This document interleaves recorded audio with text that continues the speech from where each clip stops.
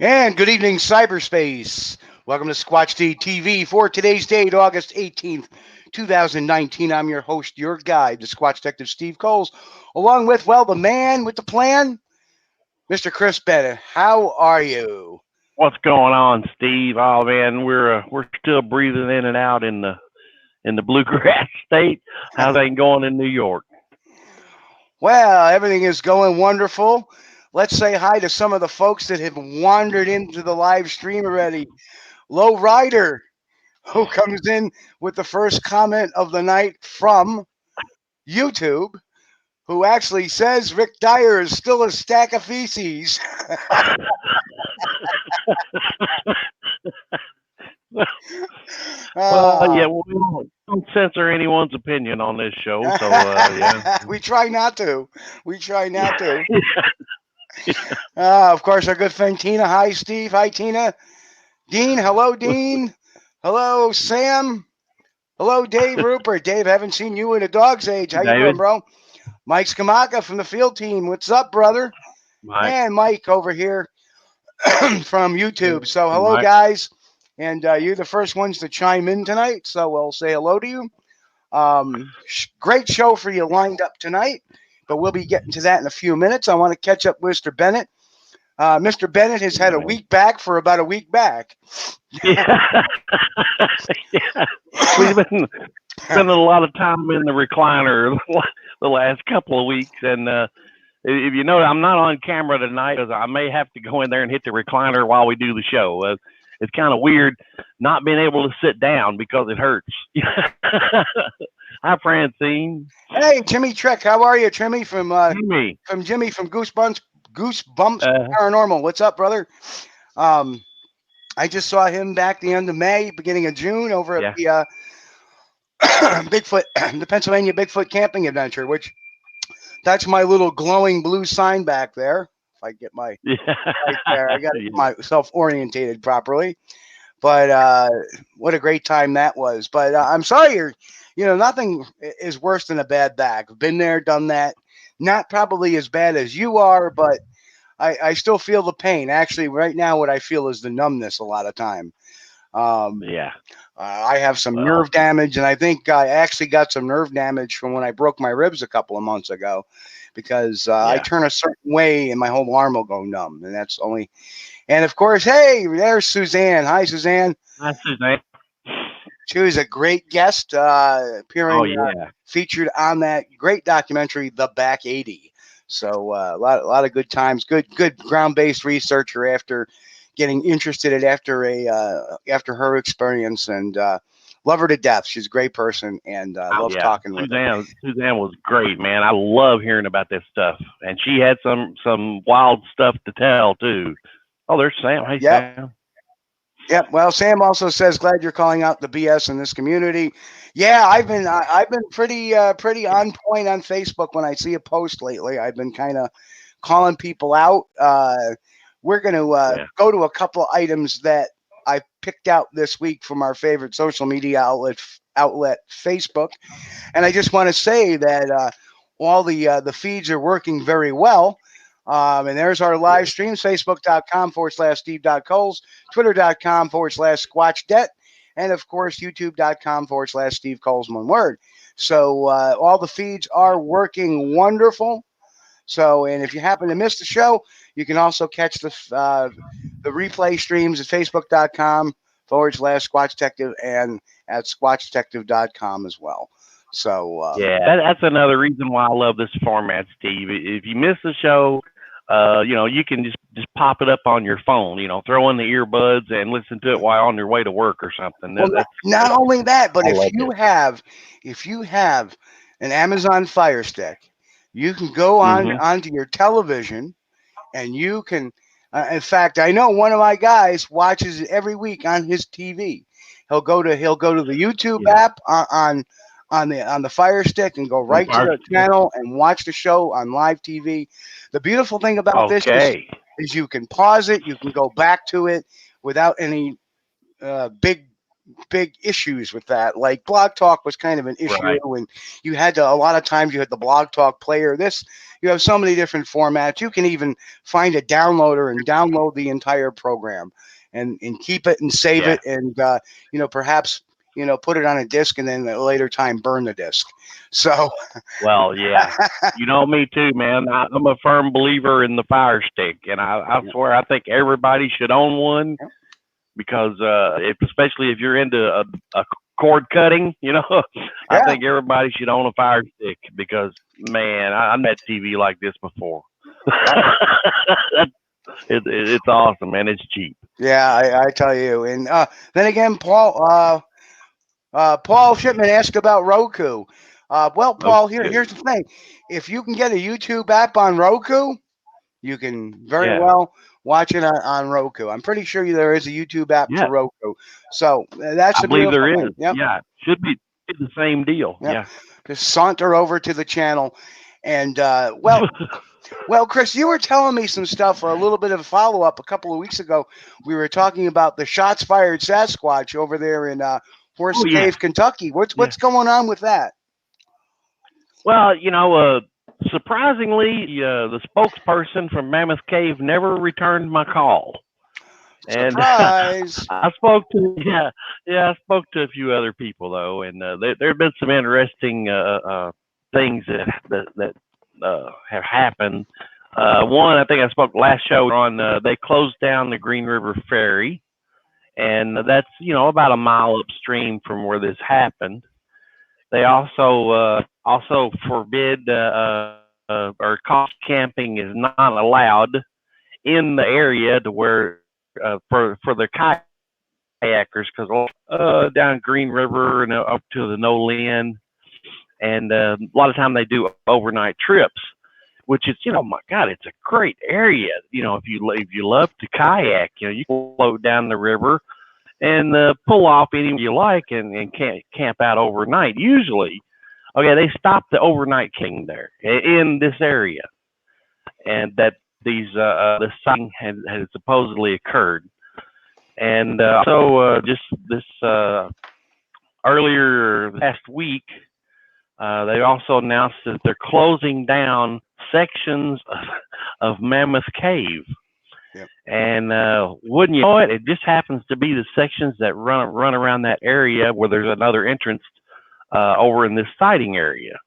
Gotcha. And it's over towards the section of the cave where the what is it called, crystallonics entrance would be. And that happened to be in the same area where these sightings occur. So yeah, something is going on, and it's kind of strange. If it was no big deal, I can't understand why they're doing all these closings. And of course, with the Green River Ferry, they don't have a bridge there. They actually have a ferry that ferries cars across the river. And I can understand if they're going to improve that, but it's kind of odd that they would close it down, after the season. So something is going on, and everybody's being real tight-lipped about it over there. And this park spokesman won't speak with me about it. Now, I've spoken to a few other people, but they can't find out what's going on because everybody's so tight-lipped over there. Right. Huh. Interesting stuff. So we do have a question from YouTube. James Story, are you going to do a live nighttime investigating? That all depends on a number of things. We got to have a good bandwidth signal, and we have not tried this on a 4G or a 5G network yet. So don't know. That question is yet to be answered. We are going to try a live brief broadcast. We'll do special edition stuff. It may just be me because sometimes Chris is unavailable for those. But I'm going to try to do a live feed from the Whitehall Sasquatch Calling Festival, which will be on September, I think, 28th or 24th, somewhere in there. That would be cool. I'm going to try to do like a little live feed. I'm going to take my Chromebook with me because my Chromebook really is for a little fella like that. That sucker does got some chops, and it's connected directly to the 4G network. So we'll give that we will give that a try. In Kentucky, I don't know if the remote broadcast would work in Kentucky though, Steve, because we don't have much of a cell area here. Right. To get a cell signal when you're back in the woods, you have to like climb the nearest, well, it's not really a mountain, but a pretty good sized hill. We call them a knob here, but you have to be right on top of that so you're not getting blocked by the other surrounding hills to get a signal. And then you're looking at one bar. Well, you got to go. You go up in the knob. Don't fall in the holler. Yeah. Here we go again with the holler in the branch. Yeah. Well, we've kind of figured out what a holler is. Holler. Now we know what a knob is. Hills and hollers. Hills and hollers, or knobs and hollers, actually. So But anyway, what's been floating around the internet this week? Well, folks, here we go. So we have, of course, the hoax post of the week. Here we go. And let's get the little picture up that was posted. I have very nicely blobbed out the guy's name and who he is just to save him a little harassment. But that was actually put on a Facebook group saying, taken today by campers near Orr, Minnesota. And as you see, it looks like the Sasquatch is walking into the woods. He did a follow-up comment to it. Here's the follow-up comment. With his original photo, they said they saw it moving around and were all very shaken and scared. One of the group took the pic, but no one thought to take video. Okay, so what does that look like to you, Chris? Well, I really can't see. Looks like a dark area. Yeah, I'm going to say inconclusive because there's really not a whole lot to see there. Well, we're gonna pop something up. Somebody called that out right away on the same group, and there it is. There it is. There we are. And there we are. It's just a blurry, long shot of the Bigfoot cutout. That's pretty apparent there. So maybe they, I haven't really examined this photo and put it under a microscope with zoomed in to check the pixels, but I'd say, that's possibly oh, wow. Yeah, but you know what? If that's a Photoshop, they'll see they did a good job because look at it. They've layered it behind the tree branch. Yeah, to me, it seems like it's not a Photoshop. It looks like it's just a cutout placed into the woods. Maybe. And they just took a shot of it. That's what it looks like. It's the same exact pose, isn't it? Sure is. Exactly. Sure is. And some of the top of the head's obscured by a tree branch. And but you see the arms are in the same position. And forehead. Yeah, the forehead's still got that little indentation there. Yep. that's matched up. You know, that's whoever bought this. That's a good catch. Yep, absolutely. I saw it. I'm like, I know. Once I see the arm, that back arm, right there. Same in there. That's kind of the telltale sign because of that whole arm thing. That's like, okay, I know what we're looking at. So anyway, that's the hoax picture of the week. Nice try, but that's funny. Nice try, but you know, the typical hoaxer. Oh, you know, the original photo. They said they saw it moving, were very shaken and scared. Yeah, okay, right. So, but no one thought to take video. Yeah, exactly. Okay, so they pushed the button on their phone to make the picture, but they didn't think to push the button right next to it to make the video. Well, right. And now we're gonna go to the pareidolia pick of the week. Here we go. So here we are, the pareidolia. The pareidolia pick of the week, of course. Oh, the person said, wonderful. The Bigfoot can cloak, and there's the head, and the head only to prove that. And what they're looking at, I suppose, is a mouth and a nose and an eye and an eye. And of course, the secret hat it must be wearing over here. And, you know, of course, you know, just the fact that the jaw seems to blend into whatever this is, you know, I don't know. Yeah. So anyway, I took a look at it, and I noticed something else in that picture, Chris. Huh. And if you notice above it, what do we have peeking through here? God. You see that? Yeah. You know what that is? Another one. No. I realize what that is. See that? It looks like a... It's Sprocket from the Guardians of the Galaxy. There he is. There he is. He's watching over the Bigfoot. Man. He's watching over the Bigfoot. Oh, yeah. See, that's how pareidolia works. I mean, if you look, I mean, it looks like Sprocket. No, there's a ring, the dark eyes, the eyebrows, the little furry cheek. That's him. That's him. They've not only got a photo of Bigfoot, but they've got a photo of Sprocket. Yes. Oh, yeah. Hey, you remember that one picture I showed you that time from years ago? Had a look. We were looking at the leaves and saying, "Look, it's Saddam Hussein's face." There was some pareidolia makeup. You know, you could make it, and if you thought about it, oh my goodness, that looks like Saddam Hussein's face. Saddam Hussein in the woods of Kentucky. Yeah, Walt. The fake pic. That's right, the fake pic. And I just want to shout out to our good friend B Lynn over there. Hello, B. And hi, B. She also asked everyone to give us a thumbs up, everyone, and I would appreciate that too. Also, if you're on Facebook, Twitter, all those wonderful sites, we're also on Twitch.tv too, so you can catch us on Twitch. So you can actually get us off your video game systems now as well. So you know, give us a like, give us a follow, give us a subscribe, hit that subscribe button. We'd appreciate it all. So, and hello also to Quino. Hello, Mr. Sanjur. Good to see you. It has been very quiet. And hello to Walt. Who portrayed one of the Men in Black. So at the Bigfoot camping adventure, I have a great video of him. You know, actually doing the you know, that light thing they do to make people forget stuff. But anyway, I think it's time we move on to the major topic of the day. So we will run with the trailer just to show everybody what we're going to be talking about. If I can get this to work, because I can't wait to get this third monitor going so I can actually so here's the topic intro. Here we go, folks.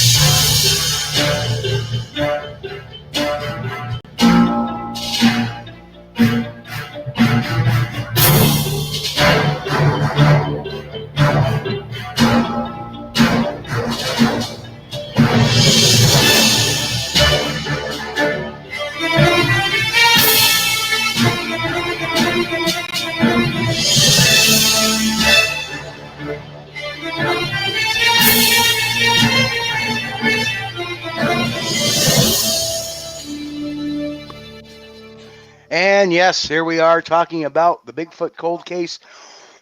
All about this book right here, folks.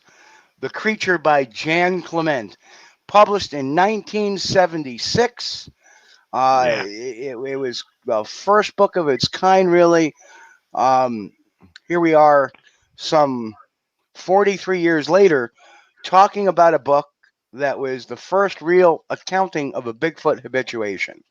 And we're going to get into it in a minute. And the the big mystery of all of this, was, who is Jan Klement, supposedly written under a pseudonym. So originally I had planned this to be a documentary, and I didn't think there was enough to really get a lot of footwork on it after a while too. So I ended up doing a lot of on-the-ground investigation with researchers, a real-time investigation, the way a private investigator would investigate a case, talking to people that have some on-the-ground knowledge, looking at records and stuff like that, because that's where really the only thing that hasn't been done. Let me explain. Lauren Coleman had done a lot of work on this over the years, trying to figure out who Jan Klement was. And just to say hello, there's Ted Petrosini. Hello, Ted. But one thing that I'm able to do, being a licensed private investigator, is dig and get some real-time information, even though it may be 40 years. And we're talking about a case that happened in 1972, 1973. So without further ado, I'm going to pull up the slideshow. And there it is. Let me just do a couple of course corrections on my screen here so I can still monitor what's going on. And give me 1 second here. The first time we're doing PowerPoint on this, and it's being of course, now it's being a little difficult. So please excuse the interruption, because I'm trying to get this screen to close, and it's not. So let me try this again. Because what it is, it's taking up my master screen. There we go. Oh, there we go. It's taking up my master screen, so I can't really see what's going on. Okay. So here we are. Now we're ready to roll. So anyway, this all began a couple of years ago when I purchased this book. And as I read it, I noticed that there was a lot of clues in the book to where this happened. And I wanted to see how far we could go with this. And it is stuff of Bigfoot legend and lore. People have actually looked for the body of this. And it's a book that was written, again, about an account that happened in 1972 and 1973. And what this entails is a gentleman who gets this little piece of property, goes up there to escape from his failing marriage, and encounters this creature. And I'm glad to see you're back, Chris. All right. Man, I think they gave the squirrel a break that was running the internet connection here in Kentucky. All right, can you hear me okay? I can hear you fine. So okay. What we have is this book, which entails this whole process of this guy kind of befriending this creature. It keeps coming around. He, much like Jane Goodall, kind of habituates it using apples and other foods and stuff like that. And eventually the creature dies, and he takes it off to be buried. And very descriptive about where he buried it. So we will get into all of that. So let's go. Like I said, the story began in 1975 when John Tomical, the editor and publisher, met with the author who would later become Jan Klement. So I'm going to give you a little reading of the prologue. Here it is. All right. Press from the editor. This story began back in 1975 when John Tomical, then editor and publisher with the Allegheny Press, met the author, who had become Jan Klement, at a science education conference in southwestern Pennsylvania.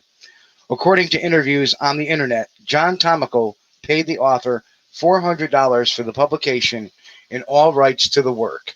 600 copies were printed and advertised, and close to 100 copies were sold, and the excess copies were put into a landfill.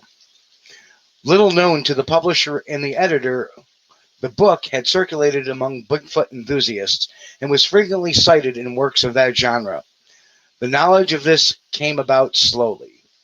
30 years had passed, and John Tomical asked Allegheny Press to publish an anniversary edition. The man known as Jan Klement had passed on by then. Some material that was omitted from the first edition was added to the reprint. Among these were some sketches found with the papers of the deceased Jan Klement. The printing was completed, but only a print of 100 copies was agreed upon. John Tomical took 10 copies for his personal use, and the other 90 copies sold out quickly. So there is the beginning of the story, and you have to excuse me, I just choked on my coffee, so I'm a little winded right now. They said the excess copies were buried in a landfill, Steve? No. The copies were, I'm really not entirely sure what he meant by that, but tell you the truth. I thought it was thinking kind of like when they did the Atari games, the ET Atari games, buried them in the landfill in Alamogordo, New Mexico during the 80s. Yep. Years later, they went back and dug them up. Yep. Oh, man. So this is how it all started with the first sighting. So here's a reading from the book, page 5. Okay. This adventure, which I am about to relate, began in the evening on a hot August day. I had been digging a small pond by hand, and the sweat rolled for me freely. I am so prone to digging ditches, holes, ponds, embankments, and the like that I named the cabin area the Diggins. Anyway, after I had sweated enough and worked enough, my habits called for me to retire to the porch of the cabin and enjoy a beer. I had made my way up to the slope to the cabin slower than usual since I was extremely tired that day. I went into the cabin, got a can of cold beer, and went back to sit on the porch and relax. I took the beer, flipped open the can, and sat on the side of the porch with my feet up on a bench in front of me. I heard a slight noise to my right, and so I lifted myself and peered around to the side of the cabin from the porch, and there crouched before me was a large hairy creature. In an instant, the creature turned and leapt into the brush to the back of the cabin and was gone. I stood stunned. My God, I thought. I must have shouted it out loud. So there we have the first sighting. It seems innocuous enough. But a very brazen Sasquatch to me. Mm-hmm. You know, to actually come up and grab something with him sitting nearby. Not unheard of, not necessarily. Like I said, I'm kind of trying to build the story a little bit as to descriptions of the creature, stuff that, you know, what could be, you know, is this real? Is this just a fantasy? Yeah. So this adventure, so then we go into the second sighting. Mm-hmm. August passed and September came along. Apples were ripe, and I would gather these and keep them in a basket or put them out on my porch railing for the raccoons or for whatever it was that took them from the railing. I had made myself comfortable on the porch at dusk and was munching an apple when the creature appeared at the railing about 8 feet from me. I had positioned myself in the middle of the porch to avoid looking into the low sun. The neck and head of the creature were above the railing, and with a hairy arm, it reached out, took 2 apples, stared at me, then turned and bounded into the bushes again. I rose slowly and walked to the edge of the porch and peered into the bushes. I lowered myself over the railing where the creature had appeared and walked toward the bushes. but the creature was not to be found. When I returned to the porch, I noted that the railing was over my head by an inch or so, and that it was at least 6 foot high. Later, the measurement confirmed the height at 6 feet 1 inch.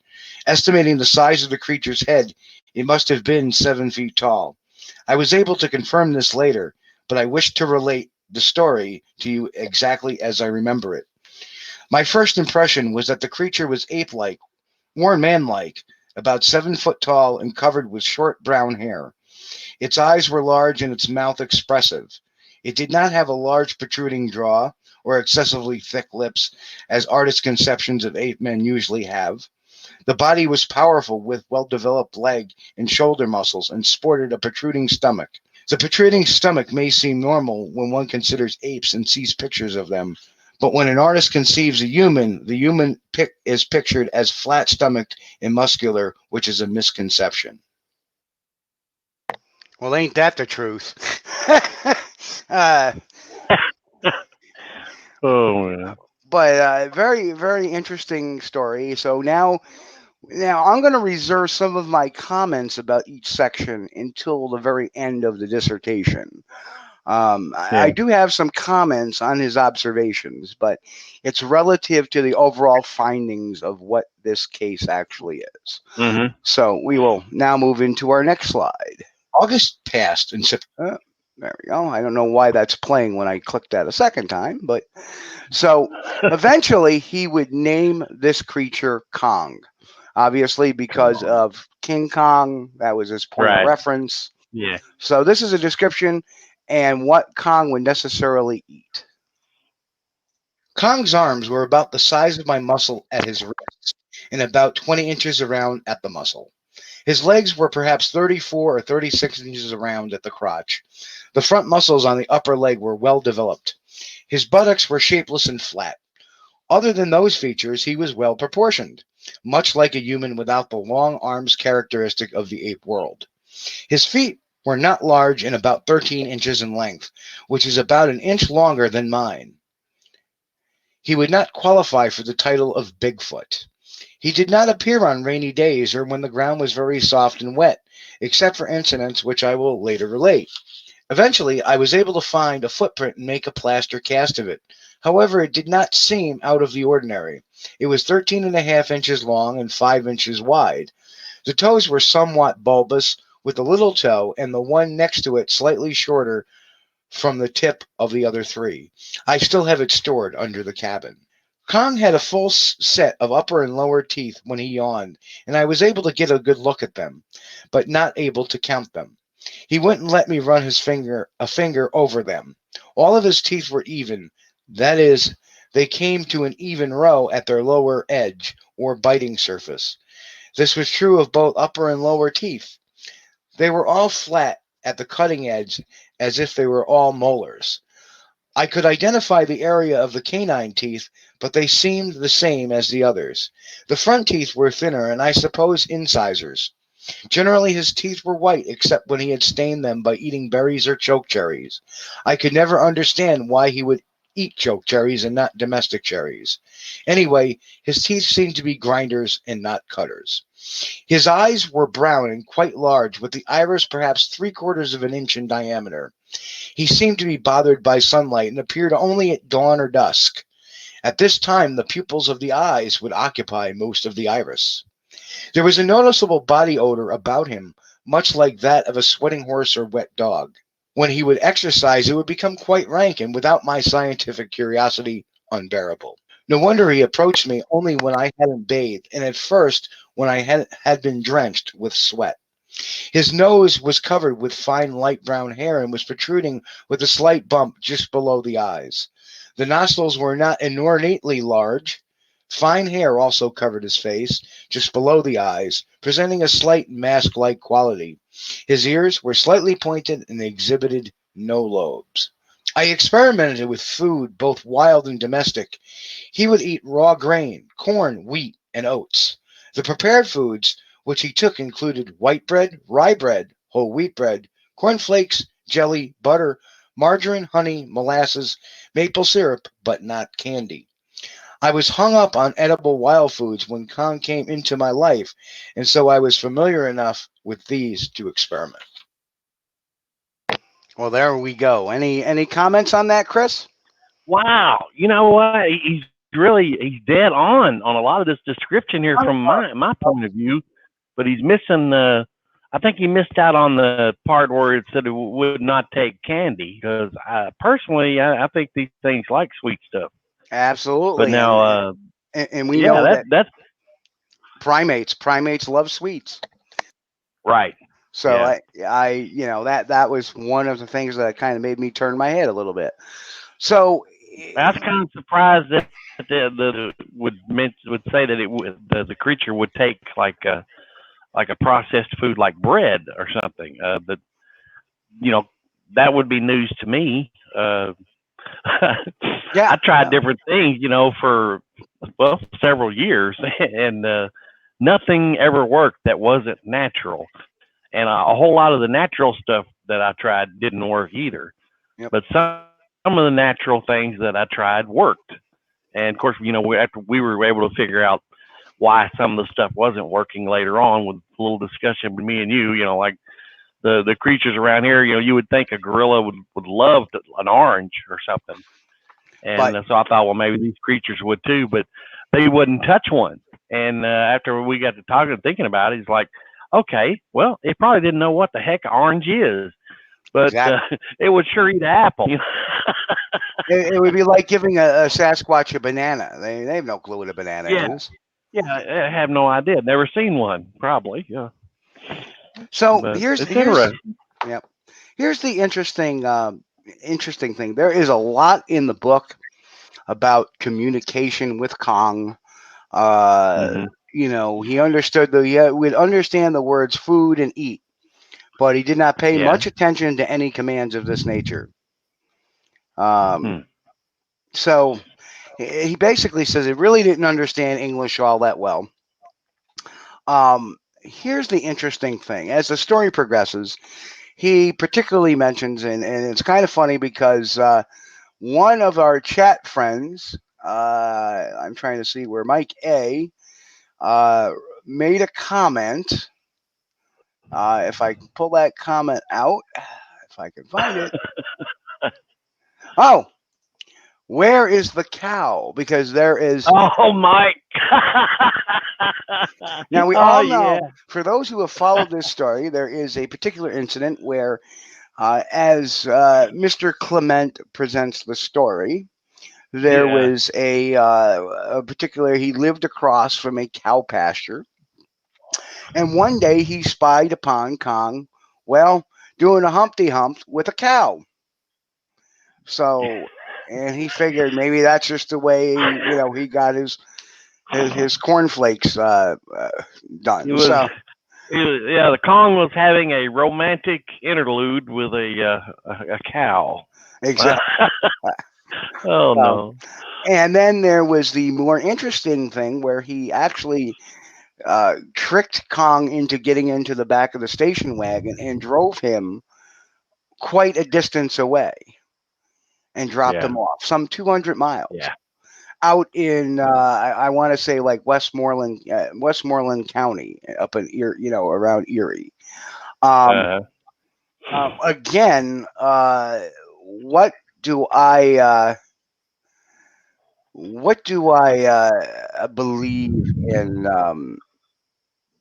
Do I believe it? No. It sounds kind of far-fetched that he would be able to, run that. So, show me Sasquatch. I have no idea what you're talking about. And he just wrote the comment lame, and I don't know if he was referring to the story or our show. But if he doesn't like our show, all I can say is click on something else. I'm sure. Surely it's got to be the story, because you don't really take Bigfoot for rides in the back of your wagon. That's where when they start talking about the cow pasture and the ride in the back of the vehicle, I was like, oh, okay, he lost me here. Correct. So anyway, moving on, and I gotta. So now, of course, out of this we have 4 big questions, and there's a couple of geographical ones, which is where eventually Kong gets sick and dies, and then he decides to dismember Kong and buries him in a place called Wimp's Gap, WYMPS, on the Pennsylvania-West Virginia border.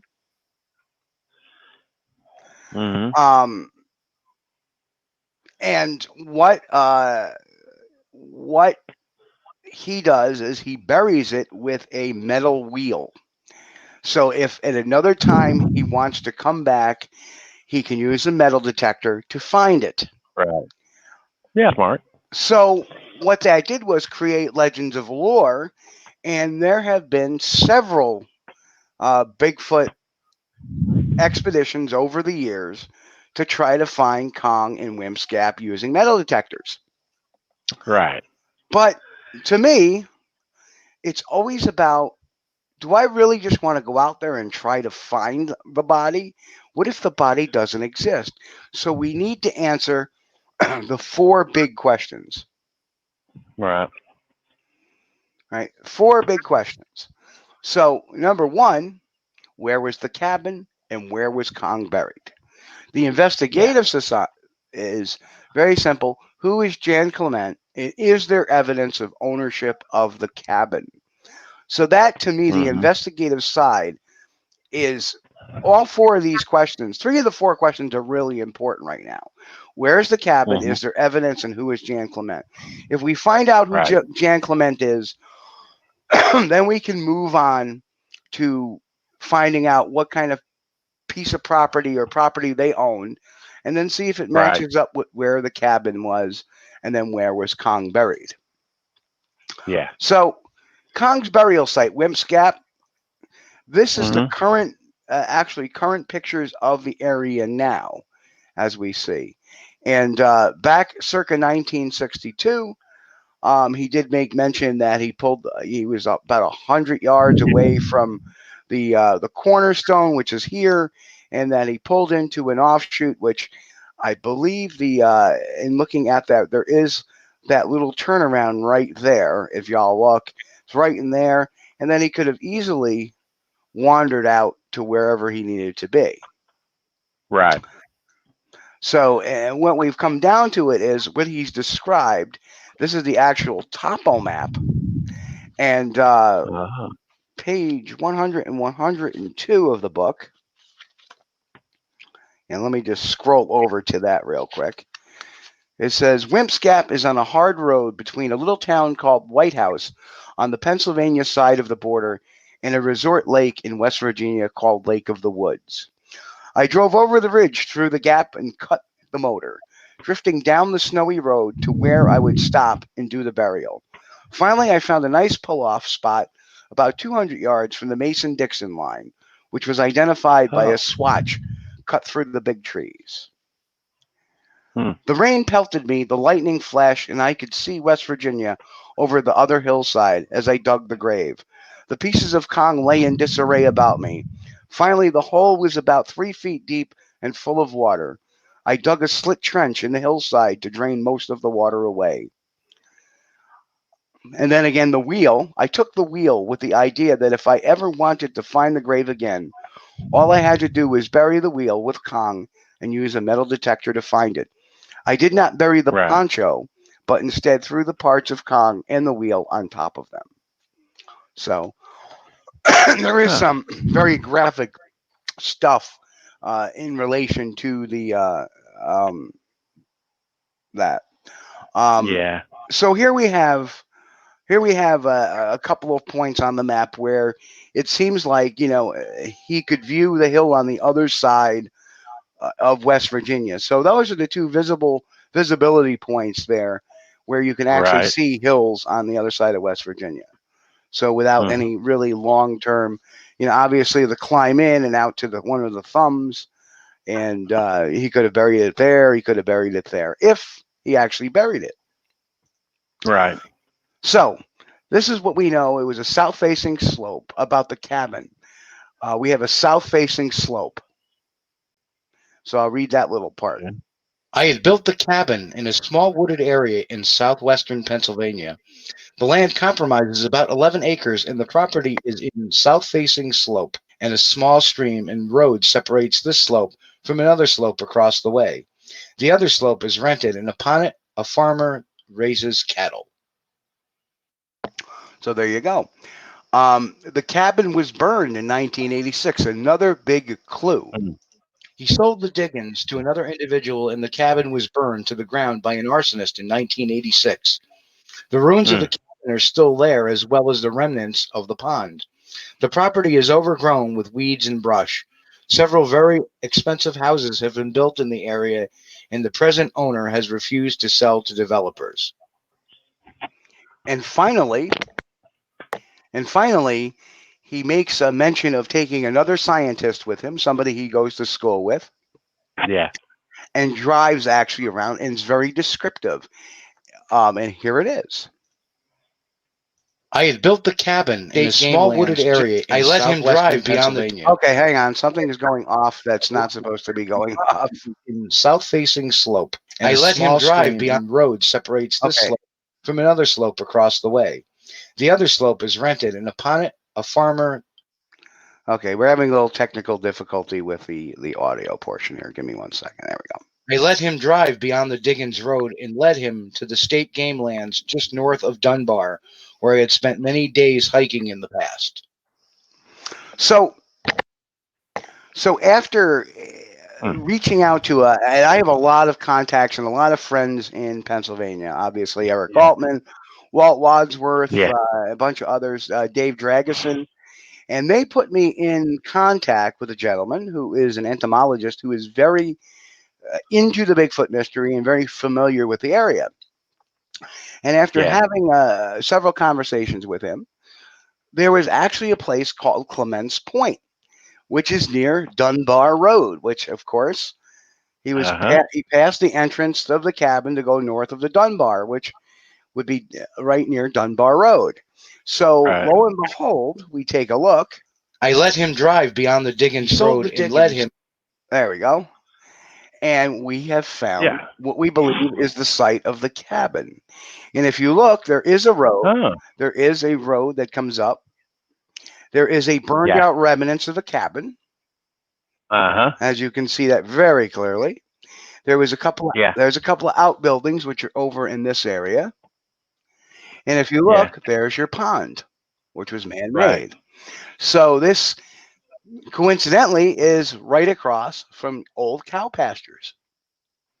Wow! So it made a lot of sense that this was the actual area of the cabin. So you can see there it is. And the funny thing is my contact, the entomologist down in Pennsylvania, they said they called this Clements Point, which kind of made me tilt my head a little bit. So again, there's the pond and the burned out cabin. Wow. So now we look. This is the Clements Point, which we just showed up here in the big green circle here.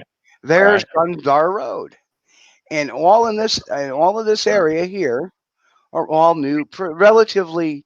I mean, now they're 30 years old, but relatively new homes compared to, these were all homes built in the 80s and 90s, very high-end homes. And back in the day, this used to be the cow pasture.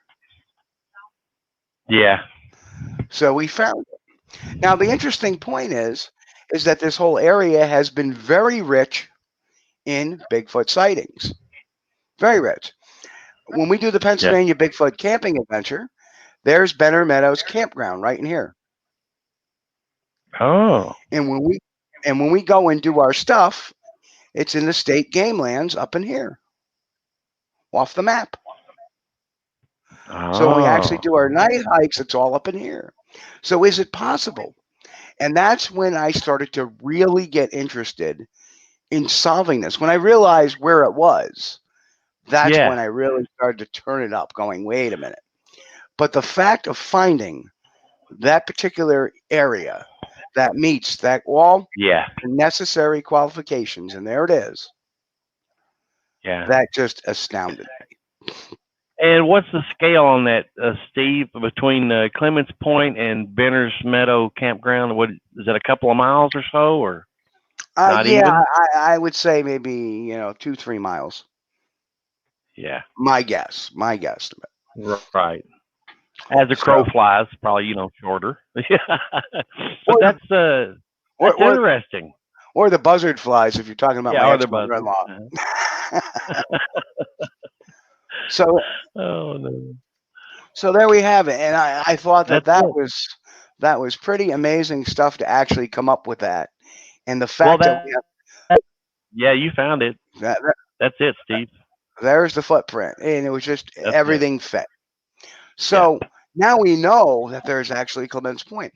The level of excitement, understanding that there was actually a cabin or a place, lent credibility to this story in my mind, and it would to anybody.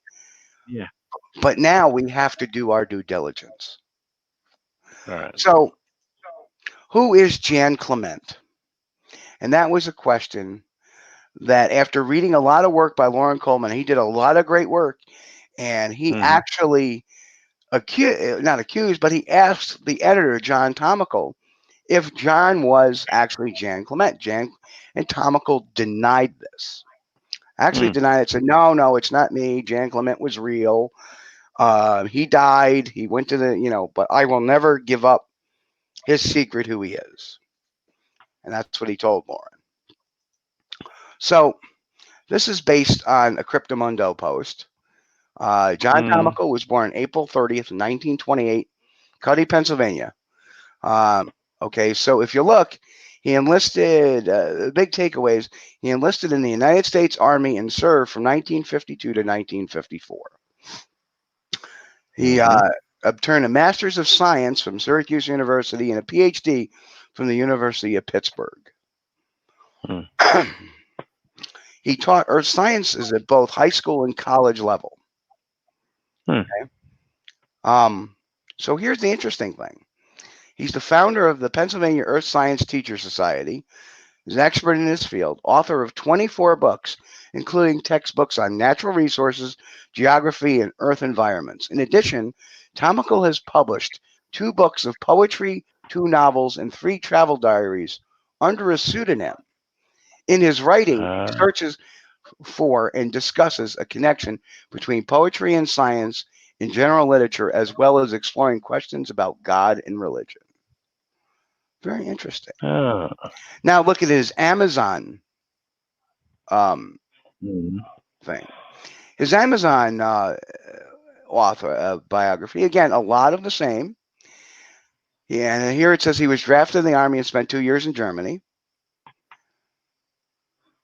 Okay, he wrote a book about his Diaries of a Soldier. John and his first wife of 25 years had 2 daughters. Second wife have a daughter and a son. He retired from teaching college at age 75. Okay. John's nonfiction works include 4 books on religion and spirituality, which have highly been regarded in the Latin community. Most of his works of fiction have a mystical aura about them, as well as sexual encounters. Does that kind of sound familiar? So I'm reading his biographies, and now I'm starting to go, wait a minute. So let's look at some of the similarities. Jan Klement served in the Army. I had covered the station wagon floor with my Army poncho that I had secreted from that service 20 years earlier. I knew there would be some use for it someday. Now, if you think this was 1972, 20 years earlier would have been 1952. John Tomical served in the Army of 1954. We all know that Jan Klement was a teacher in earth science. That's where they met, was at a earth science teacher conference. So was John Tomical. But one thing, here's the catch-all. People didn't add this up together. In the last edition of the book, The author was divorced from his wife after the publication of the first edition. So the first edition was published in 1976, 1977. Right. John Tomical was divorced in 1976 and 1977. And the reason why I found out about that is because here is a deed of property John Tomical owned in Fayette County, Pennsylvania, which is where Clement's point is. Right. There is the purchase of the owners of the house and then the new buyer of the house. Basically, in this maneuver, and this is very clear, and as a private investigator, when I look at things, this is some of the records that tell me stories. And if you look at the time, this deed was in June of 1977.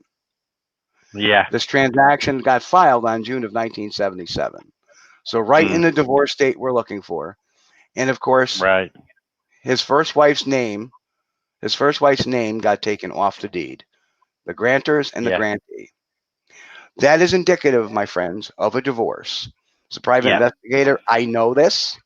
And when I saw this, it confirmed that, by his own words, the author, Jan Klement, has not one, but three things in common with John Tomical. Is this all coincidence that they were divorced the same time? I think not. I had covered the station wagon. The author was. So then we look at the Library of Congress, the actual listing of the book, The Creature. Personal Experiences with Bigfoot by Jan Klement, pseudonym of John Tomical. Oh. There it is. Yeah. In print. Yeah. You cannot get around this. So we know John Tomical is actually Jan Klement. Let's face it. Yeah. The pseudonyms in the Library of Congress, you have all these coincidences, the same time of divorce, same time in the Army. Yeah. They both taught, they both had similar education backgrounds. They both writing styles. Yeah. Yeah. So we have stuff here that makes a lot of sense. So who is Jan Klement? John Tomical. Very easily. John Tomical. Very easily. You got it.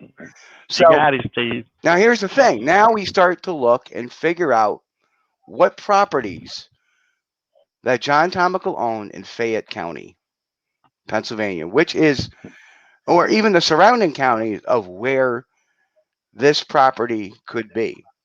And the only property that was owned was a deed in Wharton Township. None of these areas are in any remote areas at all. This particular deed we're looking at, which I pulled out of the assessor's office, is actually a deed from John Tomical, dated 1977. So, and Walt, you are correct. Walt goes, you're exactly right. So there you have the deed. So if that's the only piece of property owned by Mr. Tomical, there was no cabin in the woods. There was, and that was the thing. I actually looked at the property. This was built next to a man-made lake in a very kind of suburban, kind of up-and-coming neighborhood. So it definitely was not anything remote, or definitely not a cabin. So analysis. But how about this, though? Could Tomical have lived in the cabin that was there previously, before the fire, obviously? Could he have lived there, like, as a rental? Well, the book goes on to in the early 70s. Well, the book goes on in several areas to say he owned the property. In fact, the book, even in its last thing, said he sold the property. If I go to page 108, I'm pretty sure that's where it says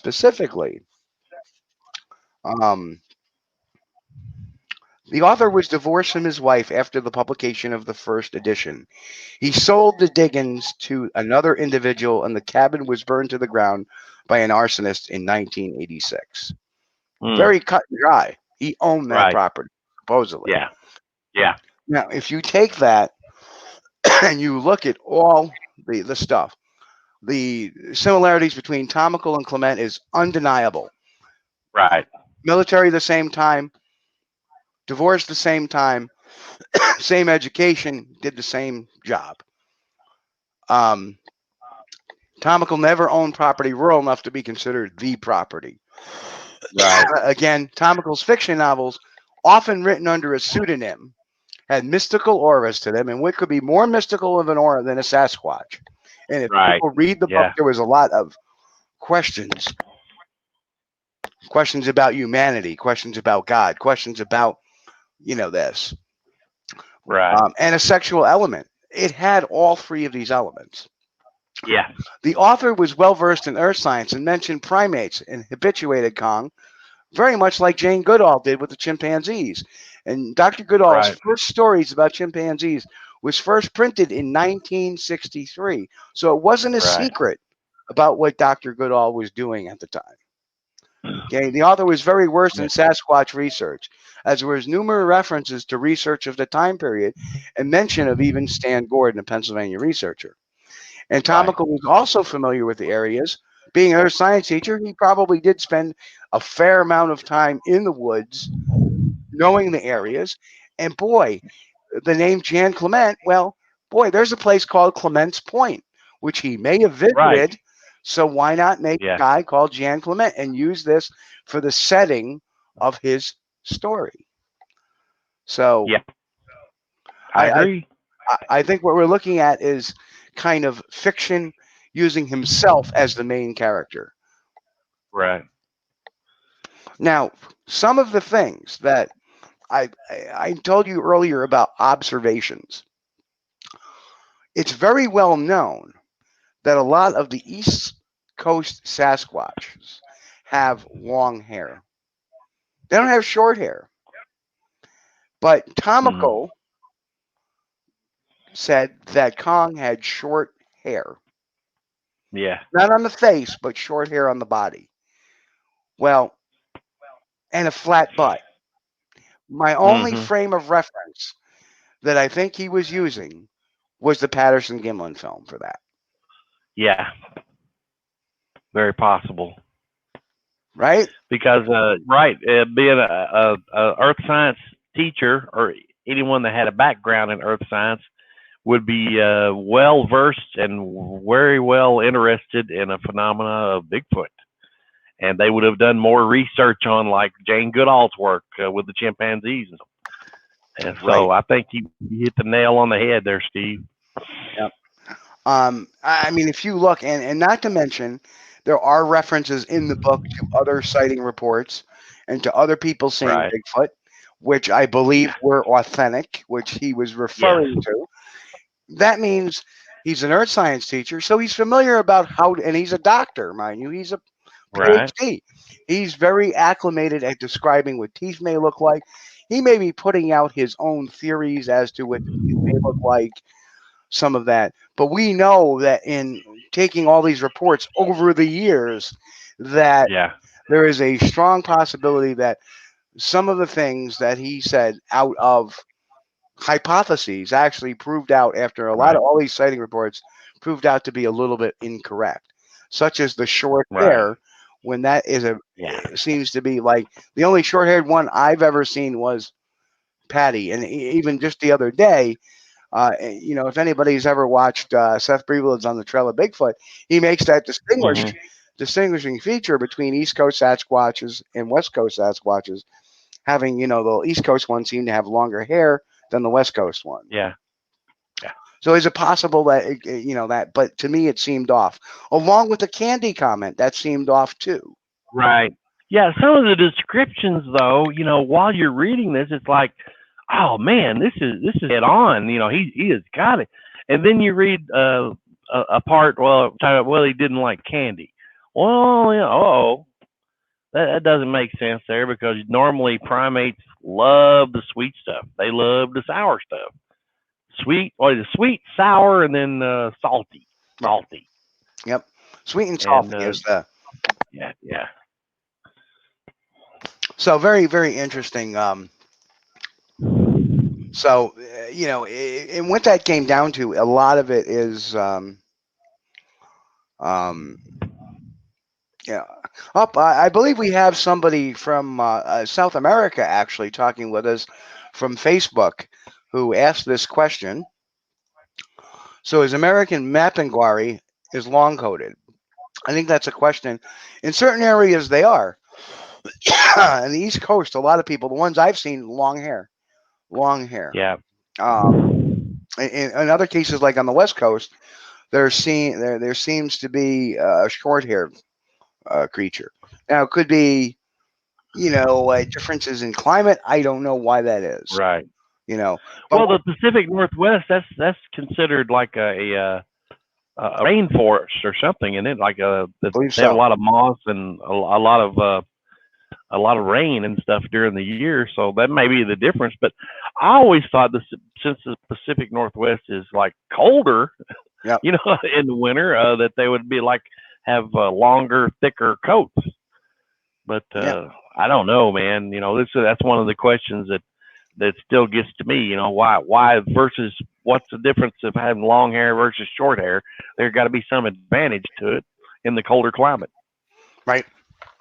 Exactly. but then again, has anybody? I guess my only concern is that really the only short-haired Sasquatch I know of. I haven't read a lot of Pacific Northwest reports. It's been years because really I deal with East Coast reports. But has anybody reported them short-haired as well? I certainly hope so, because that, if they're all reporting them long-haired, then the only short-haired one would be the Patterson-Gimlin film. That would be kind of odd. I don't think so. Yeah. I think there are short-haired ones.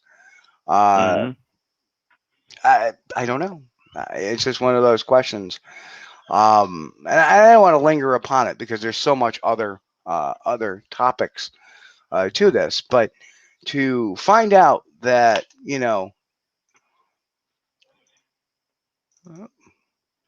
well, this is kind of these finds, Steve, are undeniable. Yep. But it kind of busts the bubble, because now I'm realizing that okay, this book was most likely a very clever fiction. Exactly. He talks about them eating grubs.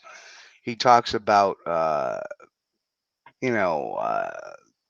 just so much detail, but there seems to be a lot of conjecture too. So I don't know. It's a neat piece of work. I still suggest people, if they want to buy it, it's relatively inexpensive. You get it for under $10. Oh, yeah. It's a quick read. Read it over. Make your own judgments. But I'm pretty sure we've nailed who Jan Klement is compared to that. And it's one thing to ask somebody. Of course, they're not going to admit a lot of times. Especially when you're on a phone conversation and not an in-person conversation, you don't have that read necessarily. Right. So, oh, it's Ray. We've had Ray. Remember Ray? Hey, Ray. Yeah. Our good friend Ray. Yep. Who was on the show talking about his experiences down in South America or Central America with the Mapinguari. Yeah. Well, very, very cool story, and cool survival story too. So shout out to Ray. How you doing? Good to see you, Ray. So that's really that's really the crux of things. And at this time, if anybody's got some questions, throw them out there in the chat. We may take a short show because I know Mr. Bennett's back is bothering him some this week. Well, if my headset cuts out or something, let me know, because I'm kind of away. Yep. kind of away from the computer. You guys, that's why I've got my camera off, and nobody needs to see me laying down in a recliner, you know. Yeah. But you know, and he's yeah, probably. definitely. I hope you don't have like a big bowl of chips in your lap too. Also, I'm here. Oh no ramen noodles. I learned Henry May taught me not to have ramen noodles around while you're doing Oh a my show. God, ramen noodles though. Well, that one Henry was Henry was on the show or something, or on a show, and he starts going, ah. We're like, Henry, what's wrong? What was it? The cat knocked his ramen noodles over on him. That was another incident. Yeah, that was another incident where the cat got. But no, love Henry. Oh, we love you, Henry. I know. But no, in reality, it was so exciting to get into this, and when I had actually saw the fact that hey, we've identified the cabin, I got so excited.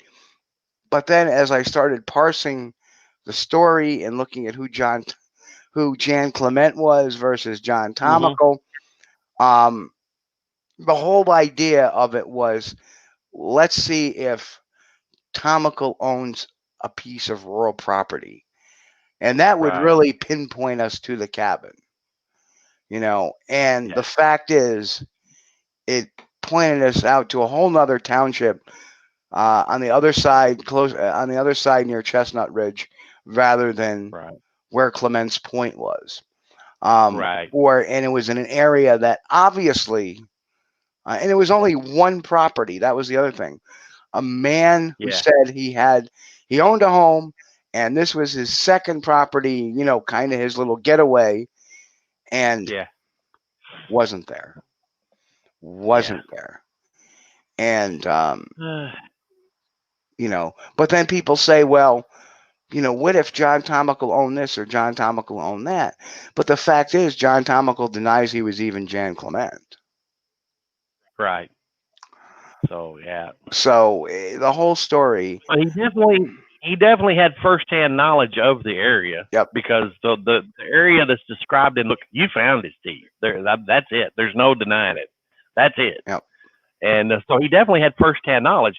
But I'm certain that being he was out in the woods some in that area, he would have had firsthand knowledge of that cabin, of that pond, you know, everything, the cow pasture location. Well, if I wanted to write a story about, say, a Bigfoot sighting in my backyard, or in my neighborhood, because I live in the country, I could describe it to a T too, and sound very authentic, and put myself in a pseudonym, and you know, just say, hey, you know what? I was a private investigator, and I met this other private investigator at a conference, and he had this incredible story to tell. And I could describe one of my research areas to a T and say, well, you know, and make a big long story out of it using my knowledge of the Bigfoot mystery and my knowledge of science and what I read on, and make a story up. And that's exactly what happened here. You know? First rule, you know, in writing, write what you know. And this guy, you know, he definitely did a fine job. But as far as some of the observations he was making, though, I think you could probably tie some of those back to the observations Jane Goodall was making. Some of them. Oh, exactly. So he was kind of like, you know, borrowing from observations from one primate and putting them down as observations from another one, and which some of those I believe were they don't seem to jive with what I personally think, but some of them did. But then again, you know, anytime an author writes a book with an anonymous source, it comes up with a lot of issues. It comes up with a lot of accusations. John Tomical got off easy. He had no skin in the game. He wasn't a Bigfoot researcher. He was just a writer. And obviously fabricated this very interesting story. What really turned me was, let's make a couple of ridiculous points in the book. See who believes it. Yeah. Right? Right. And those two ridiculous points was the cow story. Yeah. Which I'm sure he got a good kick out of. And the other story is obviously driving it 4 hours away and dropping it off. Right. Yeah. Yeah. More to the point, it gets a lot difficult when you have a researcher who writes a book and uses the basis of that book. The basis of that book comes from an anonymous source. And I remember, and there's one book, and this person took a lot of grief for writing this book. But this person believed in that person. Whether she still does or not now, or she has some doubts, I'm sure. As any good researcher, there are some doubts. And we all remember that book, Enoch, written by Autumn Williams. Yeah. Very, very interesting book. I am actually going to reread this book too, just because it's been a while since I've read it. There is a good reason why. There's actually some points in it that do go against the natural grade of things. One of the source in the book, his name was Mike, if I recall. Mm-hmm. Yeah, I think that's right. And one of the things he said is that the Sasquatch bury their dead. Well, I know and you know, and we've talked about this a lot of times before. Yeah.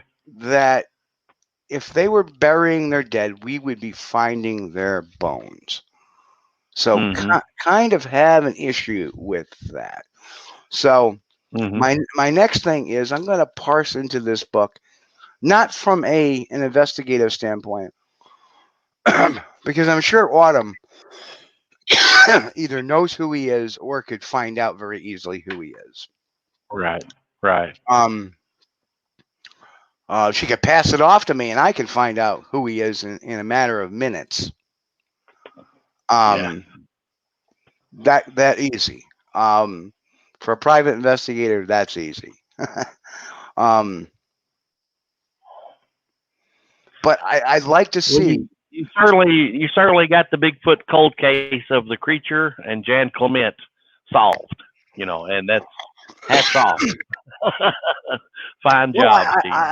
Thank you. Well, I like to think so because everything that I have put together, it very clearly, aside from an outright admission that it was him, I think we've kind of put that together. And there are the, there is the right in front of you. The screen says it all. So and if not, that says it all.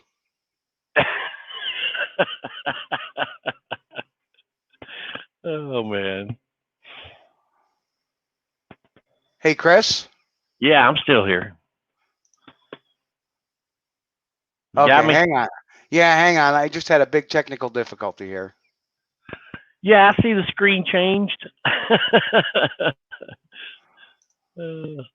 I don't know what happened here.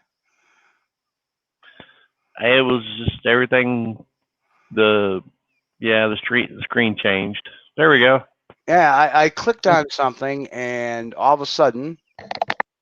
Well, yeah, that's what you brought up, and then it minimized, and then everything went wacko there for a second. Probably. But we are still broadcasting. Yep. There we go. There we go. That was a quick save. We expect a few technical bugs. Knock on wood. There's not been very difficult. Yeah.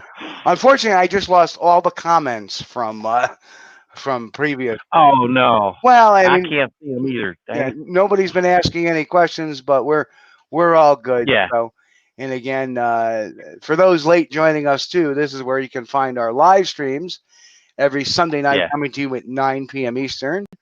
Facebook.com/Steve.Kulls, Twitter.com/Squatch-D, or YouTube.com/Steve Kulls. So there you have it. And, of course, we have replays of the stream. So if you've missed any other show tonight, you can catch them later on tonight at Facebook.com/SquatchDetective or SquatchDetective.com. And, of course, we ask you, give us a like, give us a subscribe, give us a follow. Whatever you can do, we much appreciate that. So and you can watch it on YouTube with your Fire Stick, or your if you want to see the video. Yeah, that's or cool. Your or your Roku, or your Chromecast, or whatever streaming device you have. If you can get YouTube, you can get Squatch-D TV. So, but yeah, I'd like to pull into Enoch and learn more about that. Like those are the two books that really draw a lot of mystery to me. They're the big question marks. I mean, all the rest of the stuff that's come out over the years have been pretty much cut and dry. So, will we ever know? I have no idea, but I think that it definitely leaves some interesting talk going forward. Well, yeah, and the creature, it was like one of those classics, that most everybody in the Bigfoot community has read at one point in time or another. And if they hadn't, they should, because it's entertaining, But even though that was written back in the was it released in the 70s? 76, somewhere around there. 75. 76. Okay. Yeah. You remember the movie Harry and the Hendersons? Sure do. Okay. I think they borrowed some from that book, because on the car, and they took him for a trip, in the car, and then he also got him in the car in the van. I don't know. I don't know, but that's a pretty funny thought, though, as they actually borrowed from that book. I think they borrowed a little bit. Yeah. There's a big there was a gentleman by the name of Cliff Crook who claimed he was the technical advisor on that film. And he was the same guy who came up with that Walla Walla, Washington Bigfoot picture. And many people pointed out that it was just a miniature, because it appeared that the bush it was next to, or the foliage next to it, was actually a blade of grass. And it was a blade of grass. Yeah. Remember that picture? Yeah. The blades of grass. I mean, the foliage would have had to have been about 8 inches wide. Yep. And that made that would be a big blade of grass. Yep. Yep. I think I refer to it as the aquarium picture. Yeah. Something I never thought in my whole investigation of the creature was I never did really ask Stan Gordon if he ever knew John Tomical. I should have. Because he mentioned, Tomical mentioned Stan Gordon, of course, back in the 70s. Stan Gordon was the go-to guy in that area. He was the go-to guy on everything: UFOs, cryptids, and Bigfoot. I mean, they all went to him. So I don't know. I never really did ask Stan that, but I hard to say whether he does or not. And it was kind of funny because the day before I gave the presentation, this presentation got shown to the world for the first time at the Pennsylvania Bigfoot Camping Adventure, because I thought it was an appropriate place to reveal that, because it's in the backyard of it. And the funny thing is, Dr. Paul Johnson was there, and for many years, Paul was one of the target people that maybe it's Dr. Paul Johnson that's actually the guy who's Jan Klement. And of course, Paul Johnson would say, no, it's not me. It's not me. Right. Well, I'll tell you something that would be fun to try, though, Steve, because this kind of guy, this John Tomical, that type of personality, I would think that he would be the type of person that would, he probably had a very intimate knowledge of the area where Kong was supposedly buried. right? That's why he's so descriptive in the book. Yeah. I wonder if he could have buried like a little Bigfoot plastic statue or something out there underneath a piece of metal for people to go out and find. I don't think he did. I think he probably had a bunch of laughs over the years for people trying to find the comp. People looking, yeah. You know, look at these guys looking at, you know, they actually believed my story. Har, har, har. Right. I don't know. I mean, to me, it seems like if this is not the real deal, which all indications point that it's not. Yeah. He got a good laugh out of it. And then there's only one culprit behind it. There's only one person that has never came up with a shred of evidence to prove otherwise. It's Jan Klement. Right. You know, well, I had his original notes. Have we ever seen a picture of the original notes? No.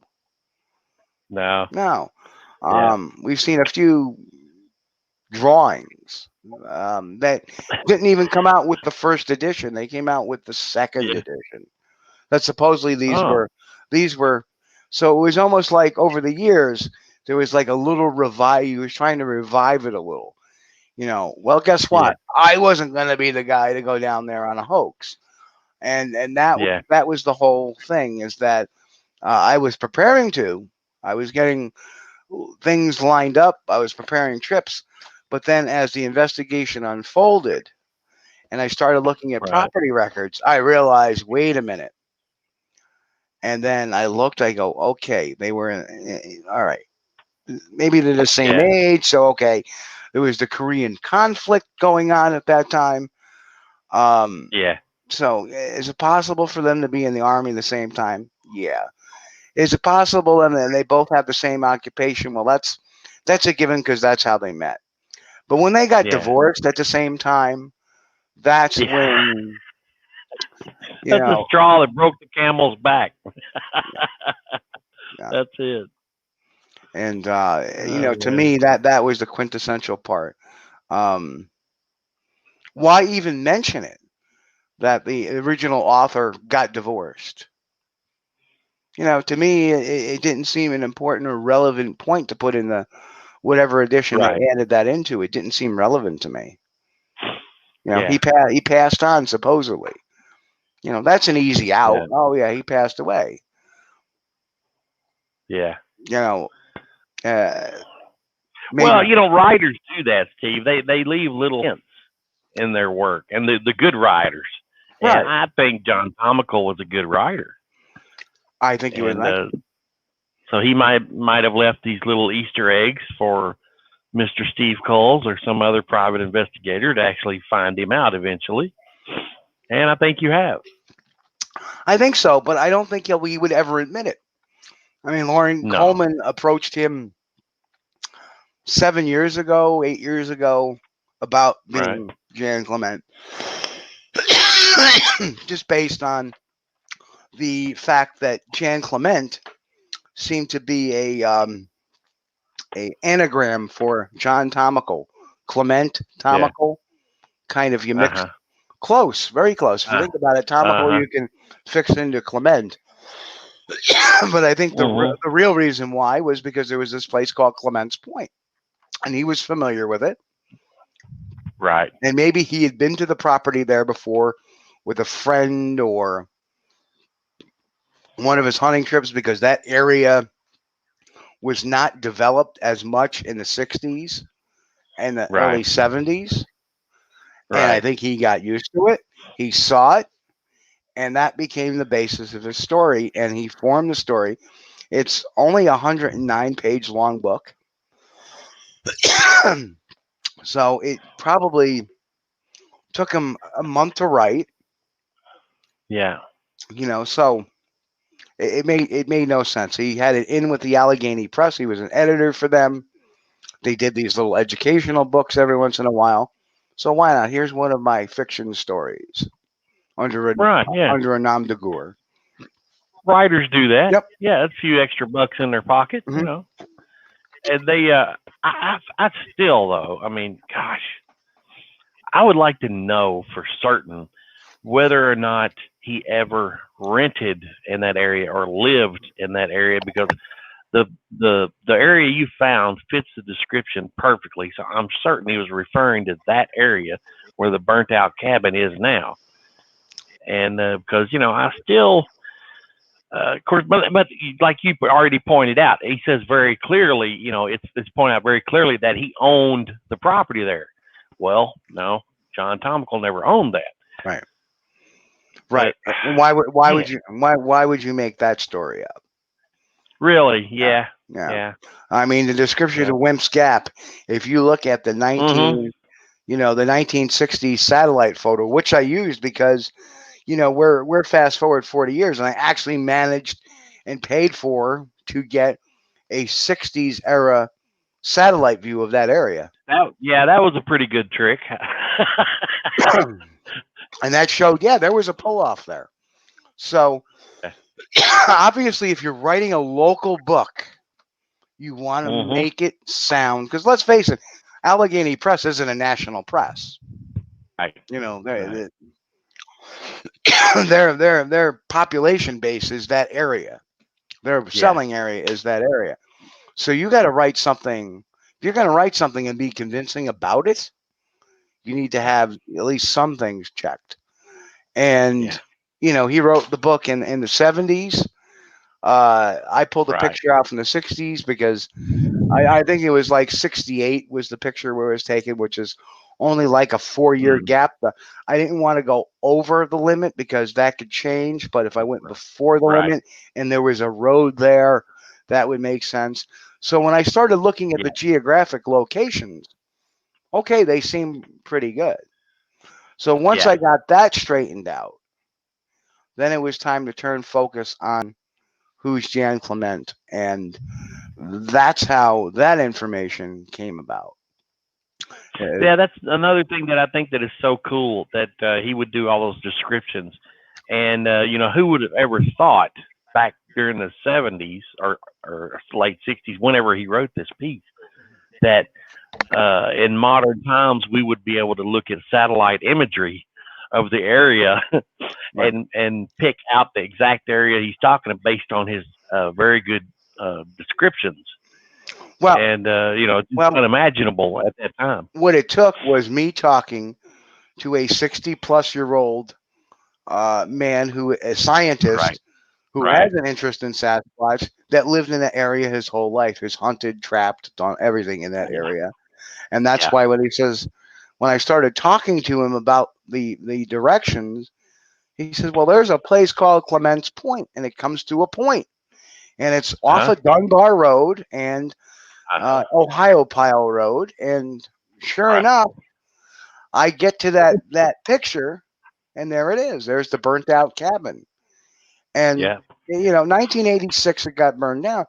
Well, I know Tomical didn't really relocate out of that area until the 90s. So he would have known, hey, you know what? People talk, hey, you know what? There was a fire up in, you know, where he lived wasn't very far from there. I mean, it's, you know, a 15-mile drive. It's the same, you know, I live in Saratoga County now. I used to live in Albany County, and there's places in Albany County that I live nearby. I know if there's a fire, it may be 15. You get the news, you hear about stories of fires and stuff like that. So, you know, it wouldn't be too hard. Oh my God, that's the property that, you know, I use for the creature. I'll make sure I add that in my next update. Yeah. You know? So it made all the sense in the world that, you know, you know, why would he throw those nuggets of, like you say, it's those little bones, almost like a sleuthing thing. And who knows, I may get a phone call from Tomical now that this has gone worldwide, that I made a phone call from him saying, hey, you got it right on the nose. He's still alive. He's in his, I believe he's in his 90s, but he's still alive. Well, that would be cool if he would call in. We don't have a call-in line. Oh, dang it. Yeah. But, man. I'll get an email from him tomorrow. But if I do, I'm sure I'll let everybody know. That's for sure. Yeah, you let us know, please. Oh man. So, well, Chris, we're going to cut the show early tonight for your back's sake. I appreciate it, man. I think we had a lot of fun tonight. We put out some good information, and of course, we'll be returning next week, Sunday night at 9 p.m. Eastern, with another show, another topic. And I just like doing these topics off the cuff sometimes. I get in my creative mode on Sundays, and we'll do something. So, again, I like not knowing what we're doing next week because with the video format, things are dynamic. We never know. There might be something that breaks tomorrow that we can bring to you next week, or something that breaks on a Saturday that we bring to you on a Sunday. So who knows? Yeah. But, all I can say is on the behalf of me and Chris, I want everybody to have a wonderful, safe, healthy week. God bless. And most of all, folks, keep on squatching. We'll catch you all next week here, 9 p.m. Eastern Standard Time. Facebook.com/Steve.Kulls. Twitter.com/Squatch-D. And of course, YouTube.com/Steve Kulls for our wonderful Squatch-D TV. Keep on squatching, folks.